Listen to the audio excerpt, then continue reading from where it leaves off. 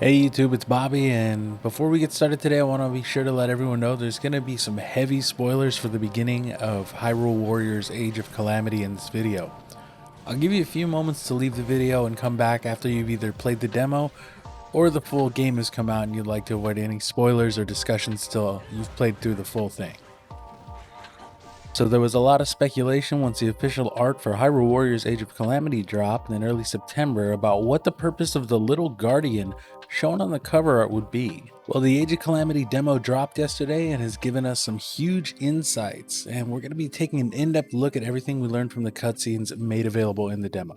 In the very beginning of the demo, we see a scene that's all too familiar to those who played Breath of the Wild, where the castle town has been torn asunder and Zelda unleashes her power on a full-size guardian for the first time in an effort to save Link.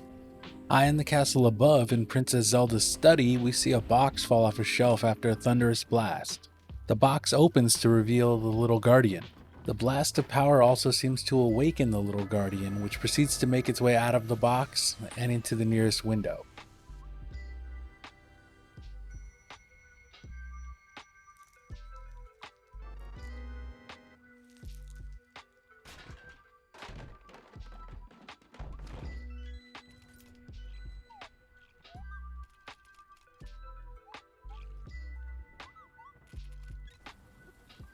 As it gazes upon the burning castle town below, it hears Zelda's thoughts, and upon realizing what's going on, it plays a sequence of notes and a portal appears in front of it.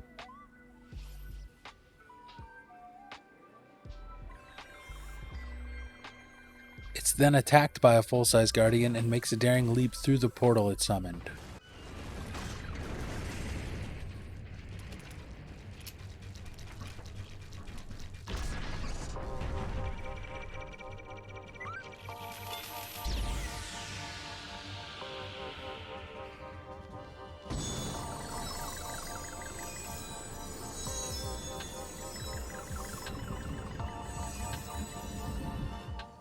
The next time we see the little guardian is when it's discovered on a battlefield by Link during the Battle of Hyrule Field.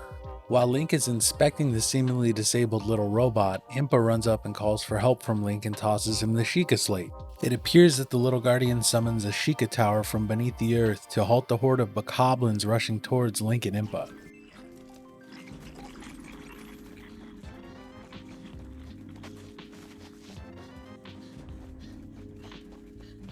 You! Help!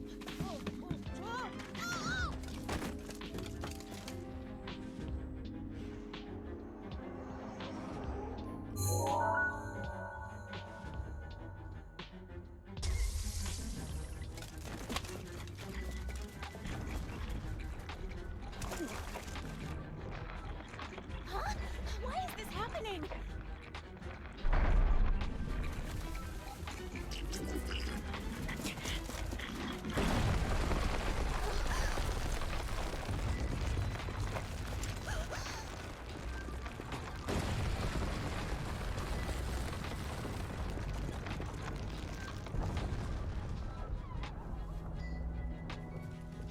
It's a tower?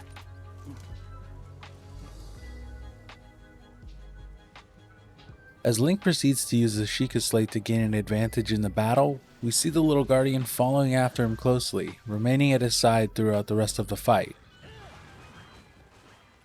After the battle, it runs off towards the castle, with Impa and Link in tow. Hey, what are you? No! Stop right there!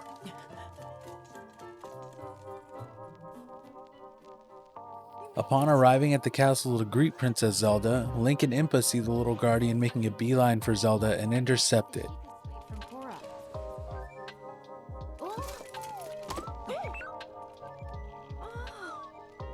What is that?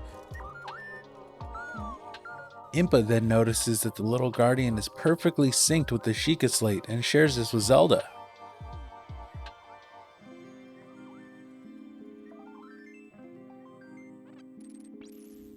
That's when the heroes are told that the little guardian is there to save Princess Zelda from a future of ruin where Calamity Ganon has been reborn.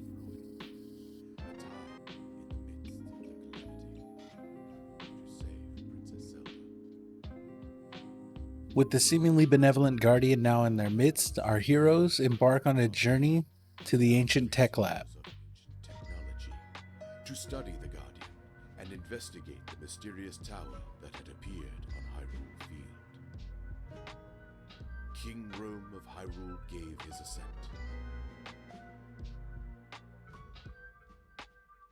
During the mission Road to the Ancient Lab, we begin to see some of the little Guardian's capabilities. It travels with the wielders of the Sheikah Slate and assists them in a fight with a full-size Guardian by reactivating and reprogramming some decrepit turret Guardians that are lying on the battlefield.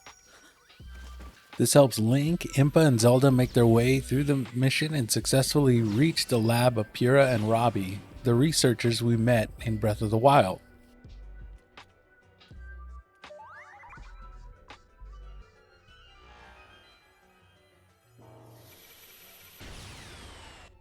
Pura and Robbie inform our heroes of the calamitous future where Ganon has been reborn, showing them images from the little Guardian's own time, with Zelda swearing that she'll never let this unfortunate fate befall her kingdom.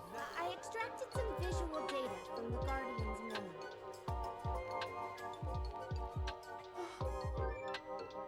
Is that? Yep, no doubt about it. Hyrule Castle after Calamity Ganon has been revived. As you can see, we managed to extract some of the data, but much of it was fragmented. Even so, if I analyze what we received, I may be able to make sense of more of it. This is the ruin the Calamity will bring upon all of Hyrule. If we allow this to pass, I fear all hope will be lost. Even everything we've done up until now likely won't be enough. If I don't succeed at sealing the Calamity, never. This will not come to pass. Now, while I'm excited to learn more in a few weeks when the full game releases, I think that there's enough to go off to get some basic theories going. Biggest piece of information that we really gained from this demo is that the little Guardian was created by Zelda. We can assume that with almost 100% certainty. When we first see the little Guardian, it's in a box that falls off a shelf in Zelda's study. We saw Zelda's study in Breath of the Wild. It was sort of a hidden area if you explored the castle deep enough. And second, something that I noticed is when we're introduced to Zelda in Age of Calamity, her title is Burgeoning Scholar, Princess, denoting that the devs want us to be aware that she is someone striving to be a scholar alongside her royal lineage. This was actually a really important detail that was often overlooked from her journal in Breath of the Wild. We see that she put a lot of time and research into learning about the Guardian technology and all the other Sheikah technologies that were being used by Calamity Ganon. Lastly, when the little Guardian rushes towards Zelda in the scene where Link and Impa first meet Zelda, we see that the little Guardian is struggling to reach her, almost like a pet. In fact, when Link holds it up, you see it struggling against him and looking towards Zelda, almost like a dog who's looking to return to its beloved master.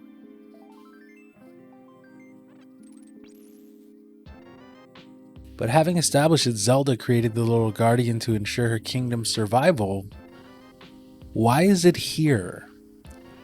What could it hope to achieve? The way I see it, there are two possibilities. The first possibility involves something that fans of Zelda franchise are no doubt accustomed to at this point: timelines. If this little Guardian comes back and successfully changes the events that led up to the battle with Calamity Ganon, then the events of Breath of the Wild would never take place, at least not in the timeline that we are seeing now. That means that it's possible that Age of Calamity could be like a new Ocarina of Time, a nexus point in the Zelda universe where several variations of outcomes lead to branching timelines where different stories take place in multiple futures. Imagine the Breath of the Wild engine being used to create several different Zelda games telling several different stories revolving around different heroes and princesses like we've seen in so many past iterations of the franchise. The other possibility is that the little Guardian was always a part of the timeline of the events of what happened, but it was something that failed in its primary goal of saving Princess Zelda, at least in the way that it intended. We know that Zelda struggles with the awakening of her power at this point in her life. She knows she has to be the one to seal away the Calamity and is having trouble finding the power within herself. This is clearly established through almost all of the cutscenes involving Zelda within Breath of the Wild. A way she might become more certain by the end of Age of Calamity is that along the way in the story, she may discover that her true power awakening is what awakened the little guardian in the first place. And from that point, it's kind of like the ending of Harry Potter and the Prisoner of Azkaban. Zelda will find out that nothing will really be changed, but knows that she will eventually awaken her power. And that will be a large part of what finally allows her to utilize her dormant strength, along with her love for Link that we see in the original Breath of the Wild scene. Ultimately, this will lead her to where we find her at the beginning of Breath of the Wild, locked in a century-long battle of wills with Calamity Ganon, holding the evil at bay long enough for the hero Link to be restored and regain his strength to banish the beast. But what do you guys think? Is this going to lead us to another set of timelines to explore, or will we be just gaining more clarity on what actually happened in the time 100 years before the events of Breath of the Wild? I'd love to hear from you down in the comment section below, and I do want to thank you so much for watching. If you're interested in talking about Zelda or other games that I like to play and cover here on the channel, feel free to join my Discord. There's going to be a link down below in the description. And if you enjoyed this video, feel free to subscribe and please leave a thumbs up. I'd greatly appreciate it. Thank you again so much, and I hope to see you soon.